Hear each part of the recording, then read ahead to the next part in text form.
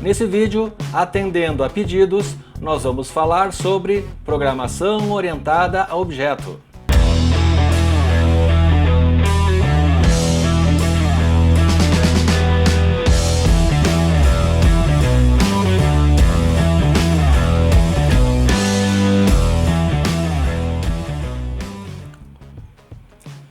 Olá, maker de internet das coisas, eu sou André Miquelon e seja muito bem-vindo ao canal Internet e Coisas. O vídeo de hoje é muito especial, porque nós estamos no mês de aniversário do canal Internet e Coisas. Então, por isso, eu vou até pagar um mico para vocês.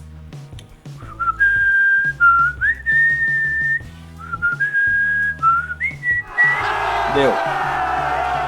Como a gente diz lá em Porto Alegre, Mazá! Então, a pedido, para comemorar esse mês de aniversário, o vídeo de hoje vai tratar sobre um assunto que vocês pediram bastante: programação orientada a objeto, focando, claro, o C++. Você lembra do que eu falei sobre a criação de bibliotecas em C++? Muito complexo, é algo muito místico, não é para qualquer mortal. Sempre tem gente querendo fazer as coisas ficarem mais difíceis. Infelizmente, nem sempre as fontes que a gente consegue obter na internet são fontes que se preocupam em passar conhecimento, passar informação. Se preocupam muito mais em tornar a coisa complexa do que explicar. Então, hoje, imagina o assunto orientação a objeto, quão místico vão tornar esse assunto. Mas aqui no canal a gente não vai fazer isso. Esse vídeo foi preparado com muito carinho para vocês, atendendo aos pedidos, e eu vou procurar então passar da forma mais simples e direta possível como a gente vai fazer tratar os conceitos de programação orientada a objeto. Então é uma sériezinha, uma minissérie de 2 vídeos. Hoje a gente vai ter o primeiro, na semana seguinte o segundo, ok? Vamos lá então, especialmente a pedido de vocês. E já que a gente está comemorando, então comemorem comigo deixando o seu like no vídeo, compartilhando nas suas redes sociais e inscreva-se no canal, afinal a gente já tem 1 ano de idade. Valeu? Vamos lá então para a programação orientada a objetos. Vamos lá então, eu vou deixar esse material em PDF para você fazer download, tá? O link na descrição do vídeo. Vamos lá então. Quais são os objetivos desse nosso mini curso? Nós vamos apresentar os conceitos da programação orientada a objeto, vamos demonstrar sua implementação no C++, claro, porque nossos projetos em Arduino e no ESP8266 são em C++. Vamos atender ao foco didático com nível iniciante e básico. Então, gente, se você já trabalha com programação orientada a objeto, esse vídeo não é para você, combinado? E vamos incentivar, claro, a continuidade do estudo e aprendizado do tema, porque é um tema muito legal. E se a gente já achava místico fazer biblioteca, orientação a objeto é mais místico e legal ainda. Lembrando então, que os nossos projetos são desenvolvidos em C++. O C++ é uma linguagem orientada a objetos e híbrida. Depois a gente vai ver o que é isso. O que não faz parte dos objetivos desse curso? Nós não vamos fazer comparação com outras linguagens, a gente vai focar no C++, nós vamos fazer nesse primeiro vídeo os conceitos mais genéricos, óbvio, mas depois a gente vai focar no C++. Então nada de fazer comparação com Java, com outras linguagens. Não vamos comentar práticas de desenvolvimento. O objetivo aqui é conceituar a programação orientada a objeto, não criar práticas de desenvolvimento. Assim como ensinar metodologias, não vamos falar em metodologia de desenvolvimento. Bacana? E também nós não vamos avaliar conceitos mais ou menos puristas. Pessoal do Java, nós não vamos entrar em conceitos puristas de orientação a objeto. Por favor. Legal? Bacana.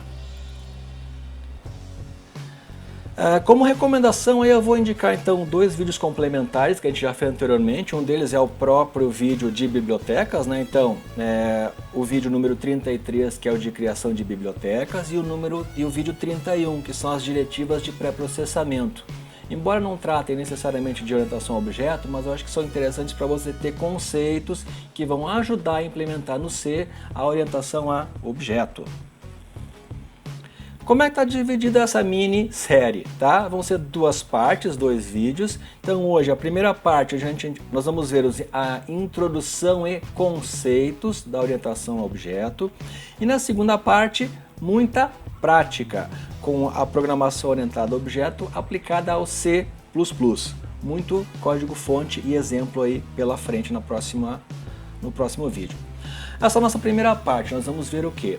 A introdução à programação orientada a objetos, todos os conceitos que a PO está implementando no desenvolvimento de software, e vamos traçar também um paralelo entre a orientação a objetos e o mundo real. Eu penso que esse paralelo vai te ajudar a entender os conceitos, porque a gente vai tentar fazer uma equivalência dos conceitos no mundo real com os conceitos da orientação a objeto. O objetivo da parte 1, então, é o entendimento desses conceitos da programação orientada a objeto. Depois, parte 2, a programação orientada a objeto aplicada ao C++, as sintaxes e formas de programação, como a gente fala definição de classes, as sintaxes para definição de classe no C++, a implementação com exemplos práticos de cada conceito da PO. Então a gente vai ter muito código exemplo para você entender, praticar e estudar. O objetivo então da parte 2 será a aplicação prática da programação orientada a objeto ao C++. Legal? Então, o que é a programação orientada a objeto? É um paradigma de programação. Link na descrição para você conhecer um pouco mais do que é um paradigma de programação, tá? Link da Wikipedia. Que se baseia no conceito de objetos. Objetos como unidades menores, componentes de um sistema mais complexo. Eu vou trabalhar então com vários objetos, né, para desenvolver um sistema mais complexo. Um objeto nada mais é do que um artefato de software implementado em qualquer linguagem que seja compatível com orientação a objeto. Esse conceito procura implementar os comportamentos do mundo real nos artefatos de software. Linguagens, por exemplo, que implementam a PO. O nosso C++, claro, o JavaScript, o PHP, essas 3 eu destaquei porque são as 3 linguagens que a gente está utilizando no nosso dia a dia, nos nossos projetos, tá? C++, claro, o JavaScript, toda aquela parte web, que a gente viu até hoje, aquelas interfaces web, né? Do ISP Relé, por exemplo, e o PHP a gente não chegou a usar em nenhum projeto, mas usaremos. Outras linguagens com orientação a objeto, tá? C#, Java, Python, o Ruby, Perl, o Object Pascal, nosso antigo e saudoso Delphi, gosto muito do Delphi, Objective-C, Dart, Swift, Scala, Common Lisp e Smalltalk. Então, exemplos de linguagens com orientação a objeto. Os primeiros conceitos da PO surgiram no final dos anos 50 e início dos anos 60 em pesquisas no MIT, no Massachusetts Institute of Technology, né, em Cambridge, nos Estados Unidos. O primeiro uso prático da orientação a objeto foi na linguagem Simula, em 1960. Ela é considerada historicamente a primeira linguagem de programação com orientação a objeto. No C++, que é a evolução do C, né? A gente comentou isso lá no vídeo sobre a diretiva de processamento ou na de bibliotecas, um dos dois. O C++, então, a evolução do C, foi quem primeiro implementou em 1985, lançado pelo Bjorn Stroustrup, a primeira versão com orientação a objeto. Então, inerente ao C++ é a orientação a objeto. Foi a grande inovação que ele trouxe. Ela é considerada uma linguagem orientada a objetos híbrida. Por quê?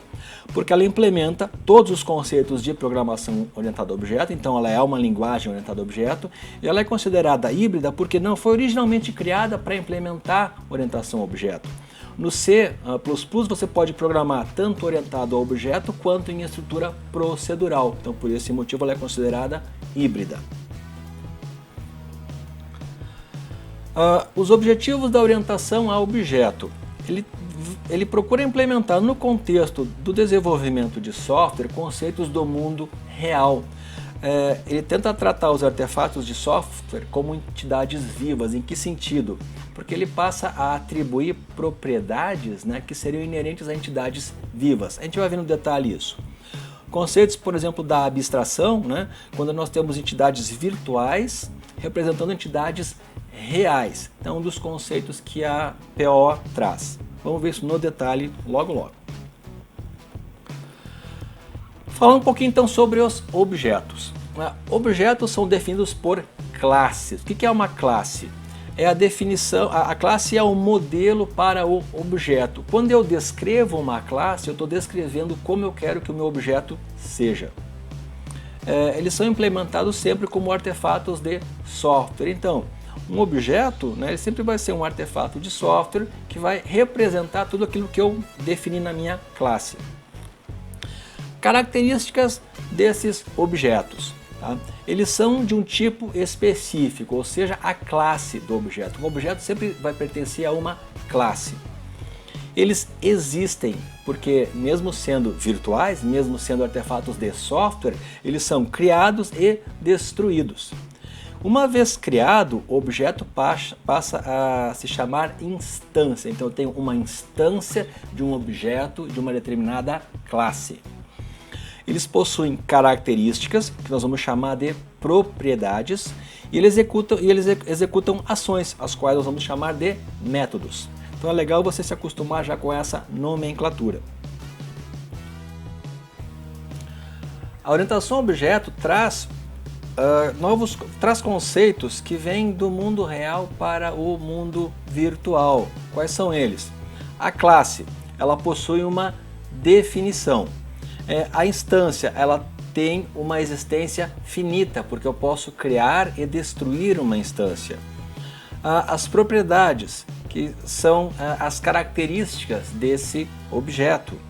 Os métodos, que nós podemos entender como habilidades desse objeto, coisas que esse objeto sabe fazer. A abstração, o conceito de abstração é simplificar o entendimento. Eu vou detalhar isso mais depois. Talvez possa ser um dos conceitos aí mais curiosos, ou de repente com um pouco mais de dificuldade de entendimento, tá?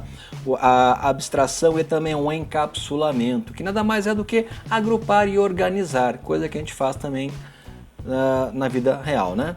A herança, poder herdar características de quem? Dos seus antecessores, exatamente como uma entidade viva. O polimorfismo, que é nada mais do que fazer a mesma coisa diferente. Vamos ver no detalhe cada um desses conceitos aí. Começando com a classe. A classe é o modelo do objeto. Através da classe a gente vai definir então as características e habilidades, ou seja, as propriedades e métodos do objeto. Um objeto sempre vai pertencer a uma classe. Então pense o seguinte, fazendo aquela analogia a uma entidade viva, né? Ela sempre vai ser de algum tipo, de alguma espécie. Então o objeto, na orientação ao objeto, ele sempre vai pertencer a uma classe. Vamos pegar nosso exemplo aqui, ó, nossa classe, então ela passa a ter características e habilidades. Então, vamos imaginar agora a nossa classe, tentar deixar um pouco menos abstrata. Vamos chamar a nossa classe de um ser, como se fosse uma entidade mesmo, tá bom? Que características um ser passa a ter? Ele passa a ter uma data de nascimento, um nome, uma idade, isso são características de um ser. Que habilidades ele pode ter? Por exemplo, ele pode saber aprender. Então a nossa classe agora vai ficar assim. Nossa classe passa a se chamar a classe ser, com as características data de nascimento, nome e idade, e com a habilidade de aprender. O que é o conceito de abstração? Abstração nada mais é do que minimizar o nível de detalhe que a gente vai ter o entendimento para executar alguma ação. Ela vai elevar o nível da comunicação porque passa a focar no o que e não no como. Vou imaginar uma habilidade nova para o nosso ser. Imagine que ele vai aprender a se comunicar. Quando eu falo comunicar, quando eu expresso uma habilidade de comunicar, eu não estou entrando no nível, por exemplo, de saber se eu vou me comunicar em uma linguagem falada, escrita, e se eu vou falar uma língua, se eu vou utilizar uma comunicação falada, qual língua, qual idioma que eu vou utilizar, se eu vou escrever, que forma de escrita eu vou utilizar. Não, eu vou, através da abstração, subir esse nível, comunicar. Sim, existe o detalhamento de como fazer isso, mas não nesse nível da abstração. Tá entendido? Talvez é um conceito um pouco estranho, mas pense que o objetivo da abstração é simplificar a coisa e manter uma comunicação um pouco mais alto nível. Tem um exemplo muito antigo, quando se comparava as linguagens de programação e se dizia o seguinte: uma linguagem de alto nível, quando você pede café, você fala assim: por favor, traga café. Só isso. Quando você vai fazer uma linguagem mais baixo nível, no sentido de mais detalhado, você vai dizer o seguinte: vá até a cozinha, ligue a cafeteira, coloque água, pegue o coador, pegue o café em pó, coloque o pó na cafeteira, coe o café, coloque na xícara e traga a xícara. Entendeu a diferença? A abstração é isso, é manter um nível mais alto de comunicação, simplificar a comunicação. Bacana? Então agora o nosso ser passa a ter a habilidade de comunicar. Legal? Mais uma habilidade.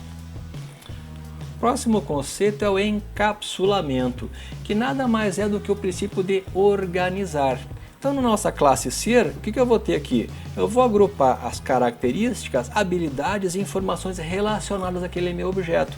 Na nossa classe ser, o que eu tenho inerente a ele? Eu tenho a data de nascimento, o nome, idade, as habilidades de aprender e comunicar, ou seja, dados e ações inerentes àquela classe. Isso é o conceito do encapsulamento. Quando eu vou definir uma classe, nada mais é do que encapsular, atribuir naquela classe tudo que seja inerente a ela.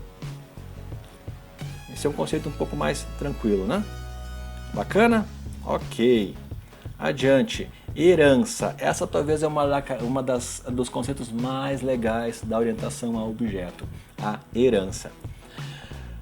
A característica de herança implica no seguinte: em possuir pais chamados ancestrais, porque eu descendo de meus ancestrais. Por consequência, eu posso possuir filhos, aos quais a gente vai chamar de descendentes. Os descendentes, o que acontece? Herdam, né, as características dos ancestrais. Por sua vez, os ancestrais, eles tendem a ser uma geração que a gente chama mais generalizada, porque eles tendem a ser mais simples, porque assim como na evolução dos seres, né, em teoria, né, os descendentes sempre tendem a ser mais especializados, mais desenvolvidos que os ancestrais. Entenderam o conceito? Em contrapartida, os descendentes são uma geração mais especializada, porque tendem a ser mais aprimorados que os seus antecedentes. Legal? Entendido? Então, eu tenho um ancestral que não era tão especializado, que teve seus descendentes, que por sua vez herdaram algumas características desse ancestral, mas que também criaram as suas próprias características, ou aprimoraram alguma habilidade ou característica do ancestral. Legal? Os descendentes podem então incorporar novas características e habilidades que os ancestrais não possuíam. Legal? Vamos entender um pouquinho melhor esse conceito de herança, porque como eu falei, é um dos mais legais da orientação ao objeto. Vamos pegar a nossa classe ser aqui, legal?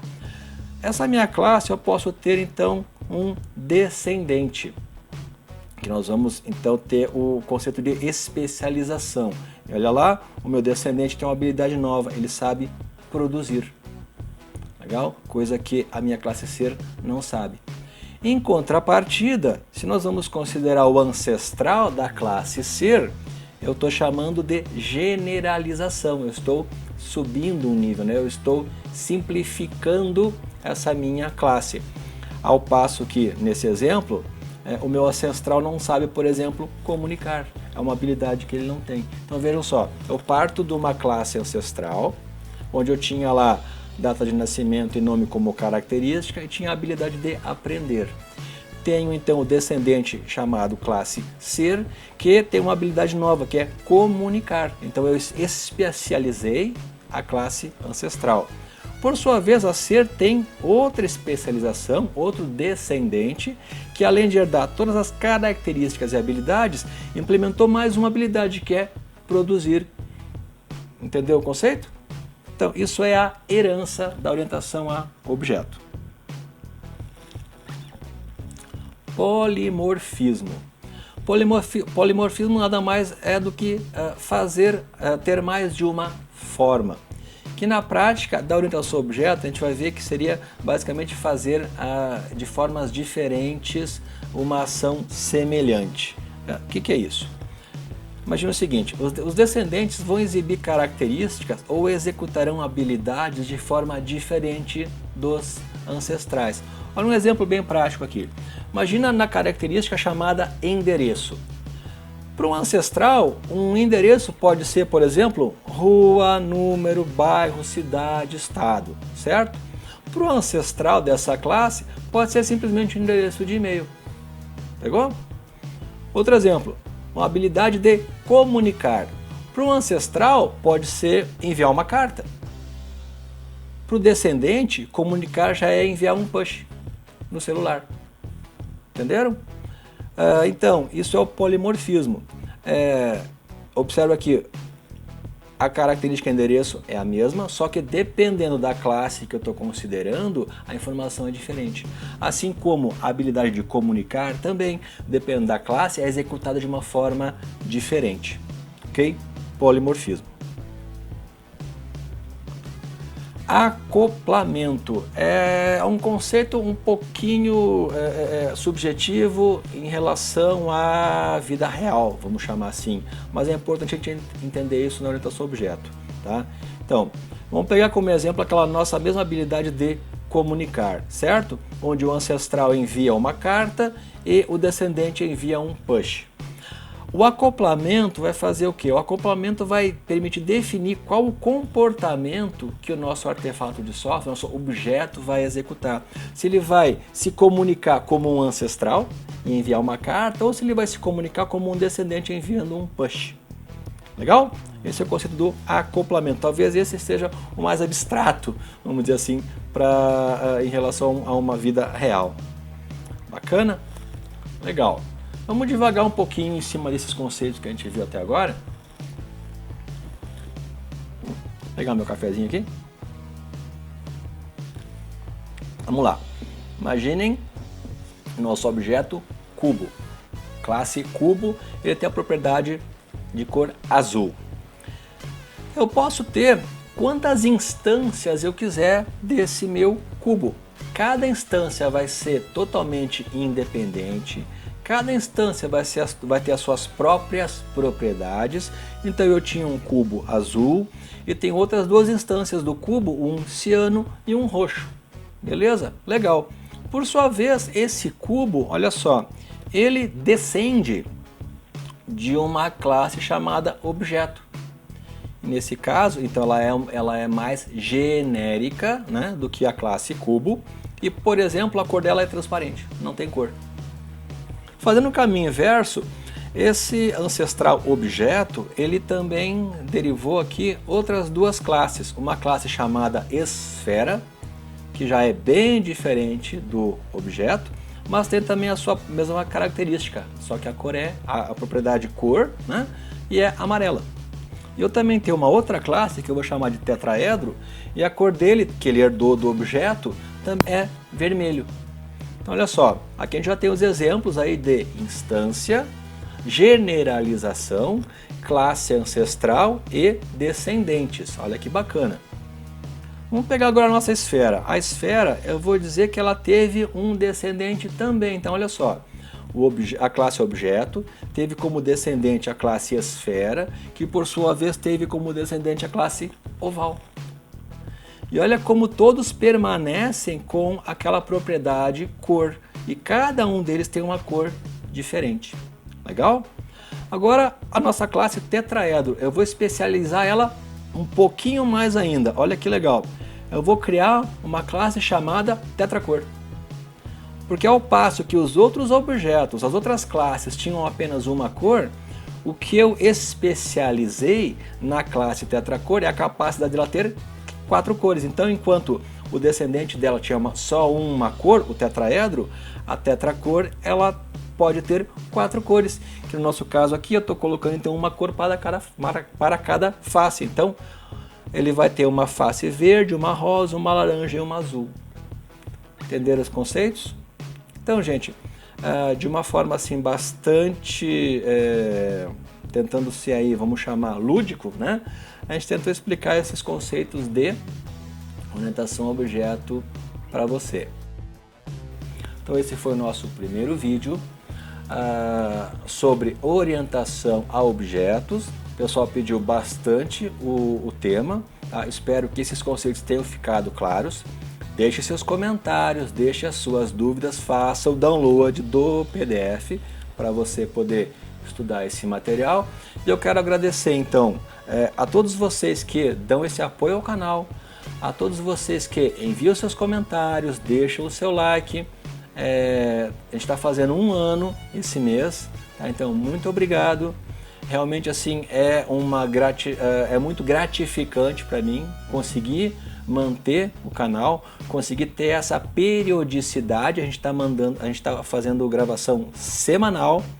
Se você não sabe, o canal sou só eu, é só o André Miquelon que cria a pauta, que prepara o material, os PDFs, os fontes, as montagens,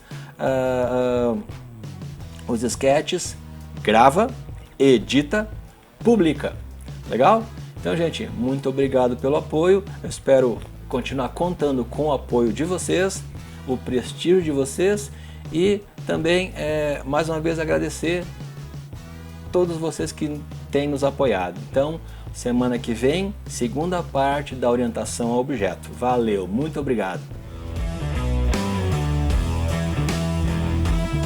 Mês de aniversário do canal Internet e Coisas, vídeos especiais. Aguarde porque vem muita coisa bacana por aí. Até lá!